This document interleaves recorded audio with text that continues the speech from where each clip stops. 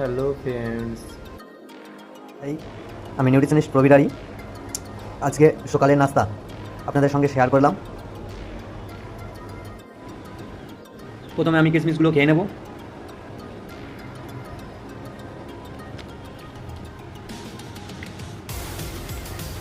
তারপরে প্রত্যেকটা জিনিস এইভাবে মাখিয়ে নেব এবং এর মধ্যে একটু বিট লবণ বা রক সল্ট দেবো টেস্টি করার জন্য। কিন্তু আমি ফেলে দেবো না, এই চোপাটা বাসন মাজার কাজে ব্যবহার করব। এরও গুরুত্ব আছে ভীষণভাবে।